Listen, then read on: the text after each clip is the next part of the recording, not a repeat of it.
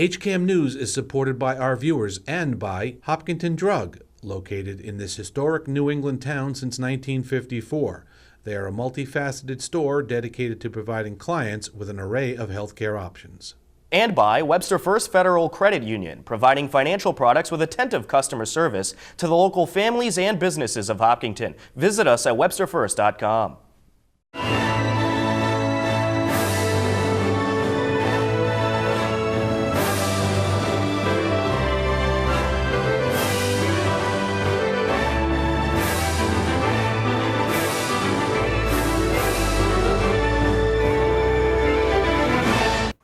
Hello, and welcome to HCAM News. Tom Nappy at the anchor desk to fill you in with what's happening in town. On this edition of HCAM News, State Representative Carolyn Dykema hosted her annual senior picnic. We have previews of Hiller football and girls volleyball. You'll meet this week's Bay Path Humane Society Pet of the Week, Kaylee, and Matt Clark has our HCAM Insider. But first, some happenings in town you should know about. So far, so good on the new traffic pattern at the high school. School Superintendent Dr. Carol Kavanaugh announced the new traffic pattern last week and said so far it has worked very well. You're looking at scenes of the morning drop-off from day 2 of the school year. You'll notice that traffic entering from the Milford side of Hayden Row is being directed to turn left into the main entrance of the high school, and traffic from the center of town is directed to turn into the Hopkins School driveway. So far, the new traffic pattern seems to be working quite smoothly and keeping the flow of traffic moving. For more information about the new traffic pattern for high school drop-off and pickup, head over to our website, hcam.tv. Samantha Rose from the Jimmy Fund stopped by Weston Nurseries with a nice big check featuring the over $92,000 earned by Weston Nurseries towards the Jimmy Fund walk to benefit the Dana-Farber Cancer Institute. Well, today we're generating a little recognition for our Blooms, Brews, and Barbecue event. We're going to have our second annual Blooms, Brews, and Barbecue on September 8th.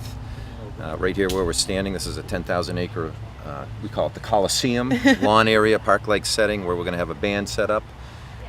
4 bands actually throughout the day. It goes from 11:30 to 7 on Saturday, September 8th. We'll have food trucks, including barbecue of course, but also sandwiches, and Snappy Dogs will be here, and Ullman's Ice Cream from Westboro, very popular destination around here. They're going to be here as well. And then, of course, the craft breweries. We have a 1-day liquor permit to serve beer and wine, and we're going to have Jack's Abbey, we're going to have Start Line, and Marty's is bringing a bunch of craft brewers in from the area. Rachel from Marty's was really aggressive in reaching out, so she's participating as well. Last year we had about 900 people show up. We expect more than that as long as the weather's good. And even if it's not come down, we'll have a 40 by 60 foot tent. You can watch the band, you can participate with lawn games, kids are welcome. Lots of kids showed up last year. So it's $10 to purchase a ticket and $15 the day of. Food is sold and beer is sold food is sold a la carte up to the food trucks, and beer tickets are $5 a piece, which is a good deal because it's really good beer. And last year, like I say, we had 900 people and we raised $5,000 for our Jimmy Fund Walk team, and we expect to do better than that as long as the weather's good this year. And can you talk about what the Jimmy Fund Walk is for those that don't know? Yep, so the Boston Marathon Jimmy Fund Walk is taking place Sunday, September 23rd, and all the money raised goes to Dana-Farber Cancer Institute, the research and patient care that happens there. And on walk day, you can choose from 4 different routes. So you can do the full 26.2 marathon route that starts in Hopkinton. You can do the half marathon route that starts in Wellesley, the 10K route that starts in Newton, and then we also have a 5K option that starts at Dana-Farber, and it all ends at Copley in Boston. And there's food trucks, there's massage tents, so for those people that walk 26.2 miles, they can kind of unwind. And it's really just a time for people to kind of celebrate their accomplishments, celebrate their loved ones, and just come together at the end of the day of, walking miles and miles to benefit Dana-Farber. And I've walked it, my wife's walked it for I think 18 years, and I've walked it 15 years, the whole route, and we love it. It is so rewarding. One of the best parts is you talk to so many people along the way, not only with our own team, but other people who are walking for other teams. and different causes. And you really don't have that kind of conversational time many instances in life where you can talk to people for a 2-mile stretch of the walk, and it's really interesting getting to know people that way too. Yeah, there's friends, families, different businesses and companies around Boston that all kind of get together for this one day. And this is making a big difference. Next to the Pan Mass Challenge, this is the biggest fundraiser for the Jimmy Fund. So yeah, this is the single largest walk in the nation. So we raised, last year we raised more than $8.7 million for Dana-Farber, and we're just kind of hoping to exceed that again this year. As a whole, we've raised more than $128 million for Dana-Farber since 1989. So anyway, that's what it's all about. Thank you, Samantha. And please join us on September 8th for our Blooms, Brews, and Barbecue, second annual. We plan on doing it every year. Samantha will be here too, so you can learn more about the Jimmy Fund. But there's a lot of food, fun, and beverages to go along with the day. So it was a blast last year, and I think we're going to get a lot more turnout this year. And Peter, I understand you raised just over $92,000. What's your goal for this upcoming? Well, here's our little check. Yeah, big check. But yeah, we raised $28,000 just last year alone. So our goal is 25. Trying to keep it modest this year. But if we can do 28 again this year, that would be great. And get them to over the $100,000 mark cumulatively. Yeah, that'd be great. Yeah. No, we really believe in this charitable organization. They just about 100% goes to 86 cents to the dollar. Families, 86 cents to the dollar, which is very high. Yeah, that's great. So very well run organization. So we're behind it 100%. That's terrific. All right, well, we look forward to the event on September 8th. Thank you, Tom. Thanks. State Representative Carolyn Dykema recently hosted her annual seniors picnic. Due to the very hot weather, this year's event took place at Faith Community Church. Here's a look. State Representative Carolyn Dykema hosted her annual senior picnic. This year, the event took place in the air-conditioned Faith Community Church due to the severely hot weather outside. So this was my annual senior picnic, and as I like to say, I made one pledge to my constituency when I ran for office, and that was I was going to continue the senior picnic, which has really been a tradition here in Hopkinton for decades. And the story that I told was that this picnic was started by Bob and Jackie Lavoie in their backyard in Hopkinton many, many years ago as a way to bring seniors from the community together for fellowship and a meal and to just connect with each other, which I believe is so important today more than ever before. And so for me to be able to continue this great tradition here, from the boys, from Barbara Gardner, who took it on after that, from Paula Stocco, who preceded me, it's just an honor, and I'm just thrilled that we had another great day. I want to also say thank you so much to the Faith Community Church for, at the last minute, accommodating all of our guests here today in this beautiful air-conditioned space, which made it just safer for everyone who was able to attend. And I also want to recognize the YMCA, which always is so gracious about letting us host at their facility, and we weren't able to be there this year, but the Y was here and does such great work for not only Hopkinton, but statewide and in fact nationwide with kids and families. A big turnout was on hand to enjoy some barbecue and hear from some of our local government representatives. One, thank you for the honor of being able to represent you in Congress over the course of the last 2 years. And to ask you, one, to remember that September 4th, next Tuesday, is a critically important election in Massachusetts. It's our primary elections for both sides of the ballot, Democrats and Republicans. But to make sure that over the course of the next weeks and months ahead, as we build from September 4th through November, that all of you are out there casting your vote. It is so critically important for us, particularly at these times, as uncertain and as politically charged as they are, that your representatives understand exactly where your views are, where you stand, and how we can make the changes we need in order to best represent you. On environmental issues, from water infrastructure to the pollinator bill that she has been the leader on, to really making sure that what I think is so key to why Massachusetts is such a special place, our open space, our environmental laws. She is the leader in the House on environmental issues. So it's a real pleasure to work with her on that. Because your representative and your senator do such a wonderful job for you, no one is running against them.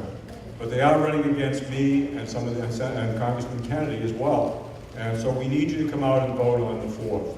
And I'm asking for your support on the 4th, and I hope to have the opportunity to continue serving you into the future.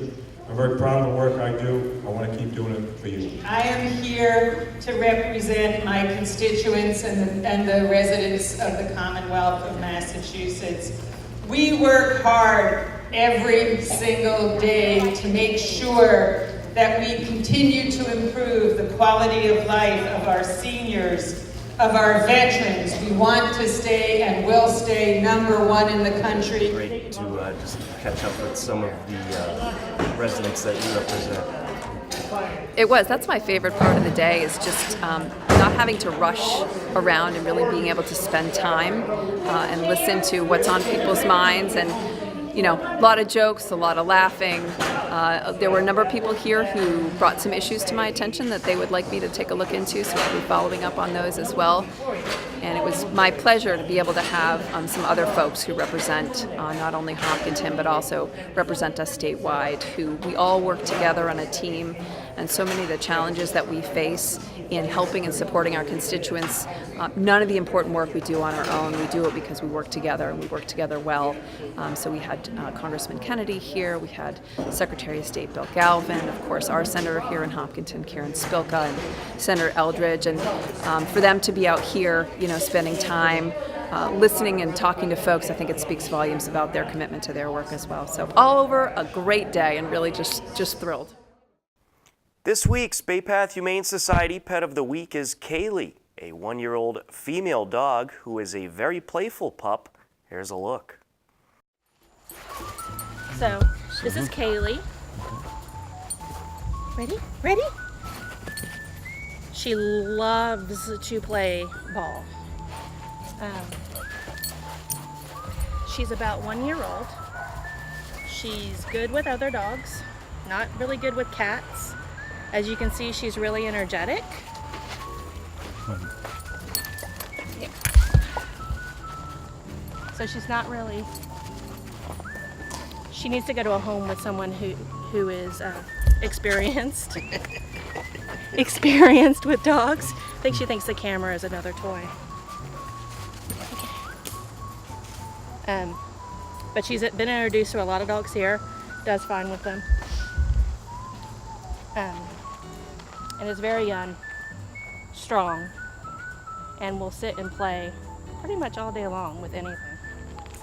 She's probably gonna rip that apart. What kind of dog is it? She's a terrier mix. Okay. If I remember correctly, she came from an animal control. Gosh, I can't remember which one, but one of our volunteers went there and got her.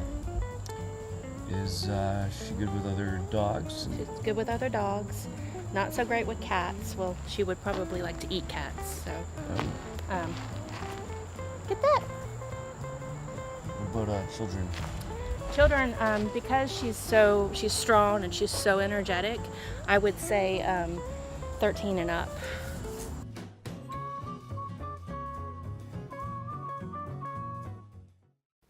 Still to come on HCAM News, we have previews of Hillers football and girls volleyball, and Matt Clark has our HCAM Insider. A whole lot more ahead. Stay tuned.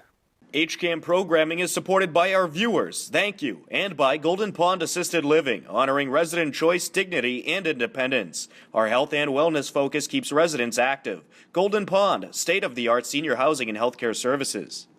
This is Superintendent Carol Kavanaugh, and I'm bringing you important information about new traffic patterns, specifically when dropping off and picking up students at Hopkinton High School.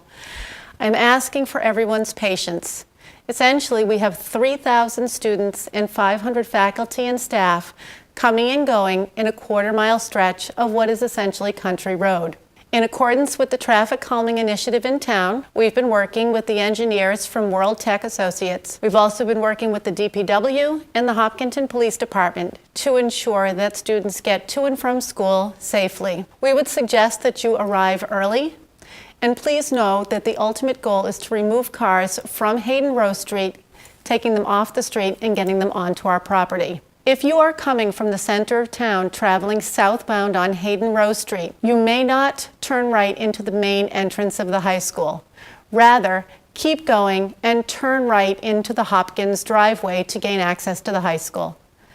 If you are coming from the Milford end of Hayden Row Street, traveling northbound, you must turn left into the main entrance of the driveway. If you look at Hayden Row, you will see it has been architecturally designed that way.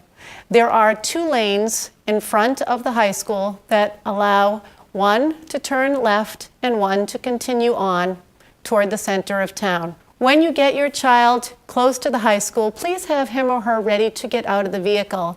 If you are dropping off a middle school and a high school student, please drop both students off at the middle school. Now, this is very important information because it's a big change. There is no longer a left-hand turn out of the main entrance of the high school. To turn left, heading toward the center of town, exit from the Hopkins driveway.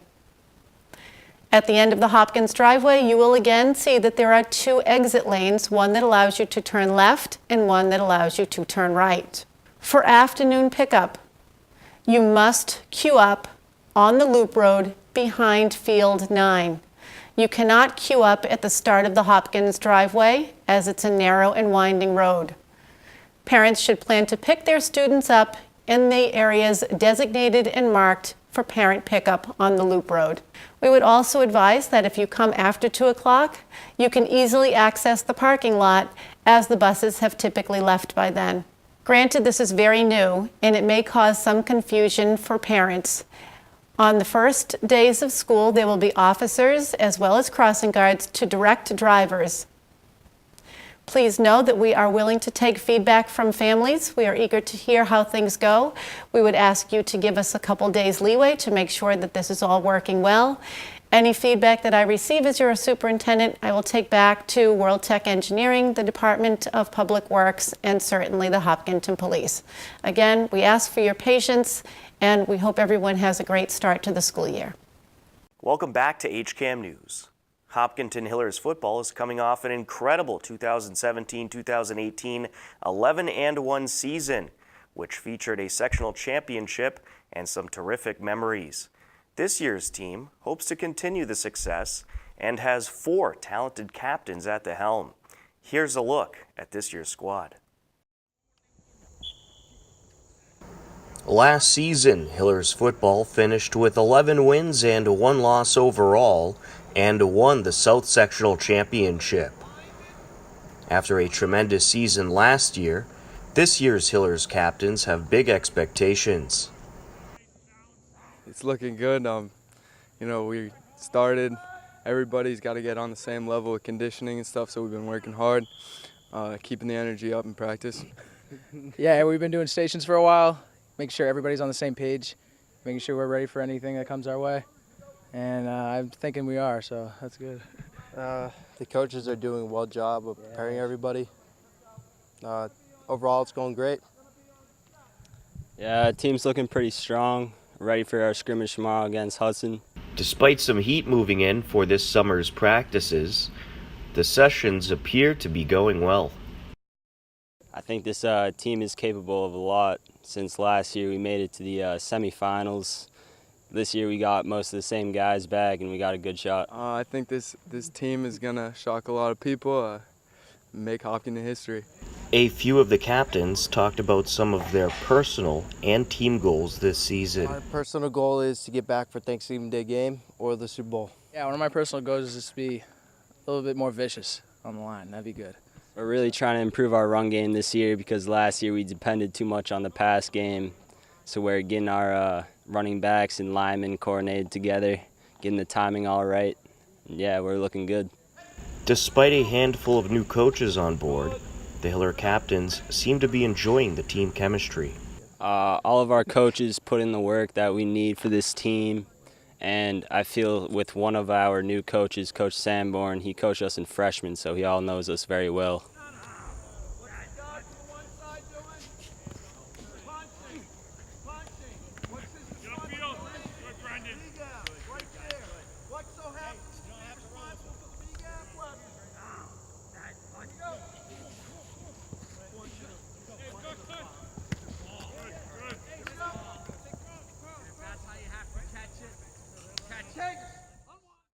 Hillers girls volleyball competed in the Division I playoff bracket for the first time in school history last year and made it all the way to the state championship before they fell to a very talented Newton North team. This year's much younger team looks to continue the winning ways of the Hillers girls volleyball program. Hopkinton Hillers girls volleyball finished the 2017-2018 season with 22 wins and 3 losses overall. The Hillers fell to Newton North in the Division I state championship. It was the first time the Hillers girls volleyball team competed in the Division I bracket. This year's team may be a younger team, but features some of the returning talent from last year's Division I state runner-up. Hi, I'm Mia Ardilla and I'm a setter. Jenna Woolworth, I'm an outside hitter. I'm Lydia Rudden and I'm a DS. Head coach Margie Grabmeyer and this year's captains are excited to get the season started. I think practices are going really good. I think there's a ton of new energy on this team, but I think it's a ton of young energy and we're all super excited to have the season start and to get playing. I think the team this year is going to be full of a lot of new players and a lot of returners too, so it's going to be a good mix to get all the new players accustomed to everything that we're doing, and I think they're going to be able to bring a lot of energy and a lot of skill to the team too, so I think it's going to be a really successful season. Practice is going really well. Everyone's working really hard and the energy has been so high since tryouts, so I think if we keep up the hard work, then our season's going to go very well. How's it been working with this group so far? It's been a great start to the season so far. We did lose some height and some experience from last year's team, and the girls are stepping right up. I mean, we haven't really missed a beat in the first 2 practices, so I'm excited for the enthusiasm. It's just a great vibe on this team. And what would you say the expectation is for this team after going to the state championship for the first time in Division I last year? I think every team has high expectations. It's just kind of built into the fiber of the program at this point. But I think that these girls aren't going to be happy unless they know that they're playing their best. We have a few scrimmages this week that are going to kind of set the tone so they know what they'll need to work on in order to compete at a high level. So this week is going to be pretty telling. And then we start right off next Wednesday, first game versus Ashland at home. All right, and what are some of the things that you're working on right now here in these early practices? Oh, actually kind of getting to know each other. These girls, it's a new team, so they haven't played with each other yet. So we're kind of working on just, timing and basics, just trying to get through basic skills and just fine-tuning. So. All right, Coach. Well, we're looking forward to another season. Should be a lot of fun as usual. I think it's going to be a really fun season. So let's get some butts in the seats. Get a lot of fans out here. I think all of us can say that we have really high expectations. I think this is a really fun team, and I think we're going to make really great friendships. It's just going to make us play harder for each other, and I think we're going to go far this year. I agree. I think that we can definitely make it as long as we set our goals high. I know this team can perform just as well as we did last year. Is there any personal goals you got stats-wise or just to do something better? I personally want to do better passing, like more consistency with my passing. Me too, get harder serves and just work hard for my teammates too. Yeah, I'm going to be hitting this year, so I want to try to make myself as consistent as possible. Terrific. And lastly, how's it working with this group? Are you enjoying it? Oh yeah, I think we have a fun group. Yeah, it's so fun. Where is he? The truck, I can't see it there. You gotta be able to see. Wait a minute. Angie, get involved. Get in there. Angie, get involved. A whole lot of programming is coming up on the HCAM channels. Standing by to tell you all about it is Matt Clark with our HCAM Insider. Hello everyone, and welcome to this week's edition of the HCAM Insider. I'm Matt Clark, and here's what's happening this week on HCAM. On Monday, September 3rd at 7:30 p.m., new Hopkinton Superintendent Dr. Carol Kavanaugh talks with school administrators about the many preparations made to be ready for the start of the new school year on a new episode of Highlights from the Hill. And at 8 p.m., Jim Cousins talks with members of the Marathon Quilters Guild about their group and their activities in town on a new episode of All About Hopkinton. On Wednesday, September 5th at 7 p.m., Margie and Lisa are back and invite you to join the conversation on a new episode of The Margie and Lisa Show, live on HCAM TV. On Thursday, September 6th at 7 p.m., the Hopkinton School Committee meeting will air live on HCAM TV. And on Friday, September 7th at 9 p.m., Cheryl Perrault talks with Hopkinton resident Alex Brown about his passion for nature and the earth on a new episode of Meet Your Neighbor. And on HCAM Ed, the Ashland Legion Baseball vs. Sudbury game will air. If you want to know more about all of HCAM shows before they air, then head over to hcam.tv/connect, where you can sign up for our HCAM Insider newsletter. Or if you want to know more about what's happening in Hopkinton, you can sign up for our daily news updates. That's all for this week's Insider. I'm Matt Clark, and as always, thanks for watching. Back to you, Tom.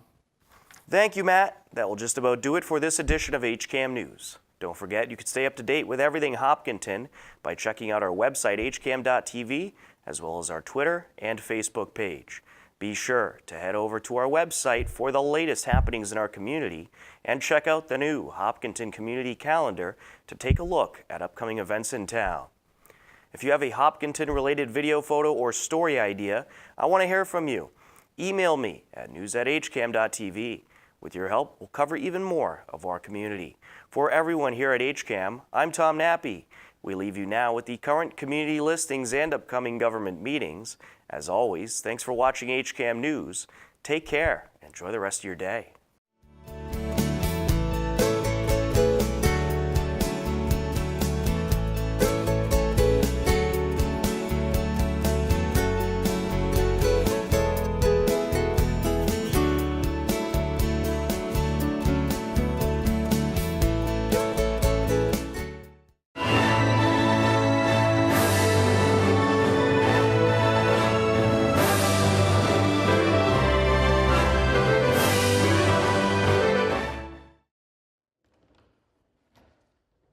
This past week, the ballot machines were tested at Hopkinton Town Hall for the upcoming state primary election. So yeah, we're actually just currently testing all of the equipment that we're going to be using on Election Day. That way we can ensure that all the equipment is accurately programmed so that it's reading all of the ballots correctly. So what we did was we marked all of the ballots and made a tally sheet of how we marked them. And then we check that against the receipts the machines print out to ensure that they're accurate. And typically, about how long does this process take? It can take up to a couple hours. We need to do the process for each machine twice because each machine has both its own assigned memory card along with a spare memory card. So we have to test the spares and then test the original one that will be used on Election Day and lock it into the machine with a seal. So it can take anywhere between 1.5 to 2+ hours sometimes.